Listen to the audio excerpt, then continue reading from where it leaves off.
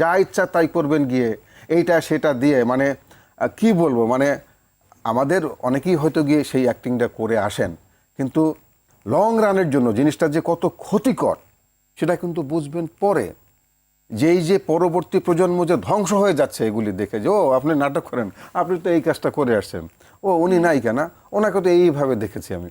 তো জিনিসগুলি তো আমরাও নষ্ট করছি। এবং সো কল্ড কিছু অ্যাক্টর অ্যাক্ট্রেস তারা যে ইউটিউবে নাটকগুলি করে আসছেন, তাদের কাছেও আমি মানে অনুরোধ করব, ভাই কাজটা করবেন না। নাটক করা এত সহজ না।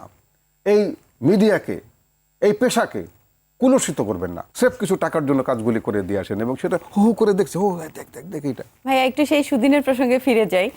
খুব জানতে ইচ্ছে করছে যে ওই সময়ের যে কাজগুলো, সেই কাজগুলো খুব ভালো লাগার কোনো কাজের গল্প যদি আমাদেরকে আজকে করেন।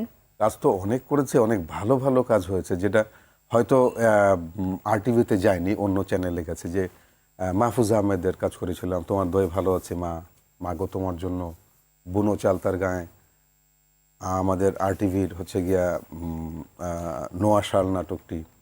তো অসংখ্য অসংখ্য ভালো ভালো কাজ আছে যেগুলি দর্শক নন্দিত হয়েছে, যেগুলি মানে কি বলে সাধারণ মানুষ যেগুলোকে লুফে নিয়েছিলেন।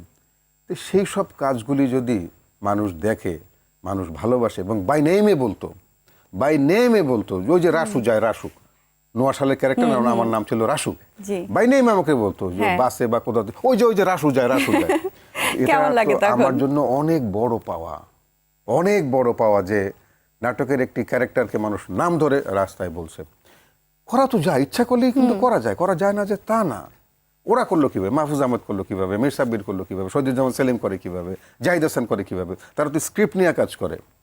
তো তারা যদি পারে, অন্যরা কেন পারবে না? ওয়ালটন ফ্রিজ কিনে অনেকের মতো আপনিও হয়ে যেতে পারেন মিলেনিয়াল। সেরা পণ্যের সেরা অফার। ওই যে বললাম, সামান্য কিছু টাকা দিতে হবে, এই জন্য একটা স্ক্রিপ্ট নিবে না, একটা ভালো গল্প নিবে না, ওখান থেকে কিছু টাকা সেভ হবে। কিন্তু সুদূর প্রসারিত জিনিসটা না। আপনি একজন ভালো যদি ডিরেক্টর হন, আপনাকে ওই নাটকটি বাঁচিয়ে রাখবে, যে এই হচ্ছে সেই ডিরেক্টর যা ওই নাটকটা যার গিয়েছিল অমুক চ্যানেলে, একটি দর্শক নন্দিত নাটক। ভাইয়া কি ধরনের কাজ করার জন্য এখনো খুব আকাঙ্ক্ষা আছে কিন্তু করা হয়নি? মানুষের, একজন অভিনেতা তো আসলে বুভুক্ষ, সে প্রতিনিয়ত আশা করে যে আরও একটি ভালো কাজ করব, আরও একটি ভালো কাজ আমি চাই। কিছু কাজ যে পাইনি তা না। বুনো চালতার গায়ে একটি ক্যারেক্টার দিয়েছিল আমাকে মাহফুজ আহমেদ।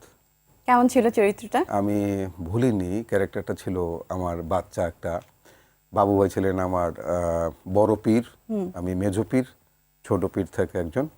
বাবু ভাইয়ের ওয়াইফ ছিল তারিন। বাবু ভাইয়ের বাচ্চা হয় না, বাবু ভাই পরে আমার বাচ্চা হওয়ার পরে ওইটা নিয়ে নিল, যেটা আমাকে দিয়ে দিবি, আর কোনোদিন কারো কাছে বলতে পারবি না যে মেয়েটা তোর। আচ্ছা। জি হুজুর, আমি কোনোদিন বলবো না। মেয়েটা ছিল মোনালিসা।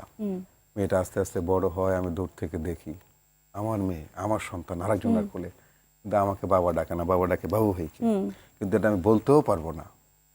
এই যে একটা কষ্ট, একটা বেদনা সামনে নিয়ে ক্যারেক্টারটা রান করা, এবং একটা পর্যায়ে মেয়েটা বুঝতে পারে যে আমি ওর বাবা। মেয়ে জানলার ওপারে, আমি জানলার এপারে, মাহফুজ এসে বসা, মনিটরে বসা, অঝরে কাঁদছিলাম আমি এবং আমার মেয়ে। তখন হঠাৎ করে একটু তাকিয়ে দেখেছি মাহফুজ কাঁদছে। মানে এতটা ইমোশনাল হয়ে গিয়েছিলাম আমরা ক্যারেক্টারটা করতে গিয়ে। নাটকটার নাম বুনো চাল তার গায়ে। যদি কখনো কেউ সময় সুযোগ পান, নাটকটা দেখবেন।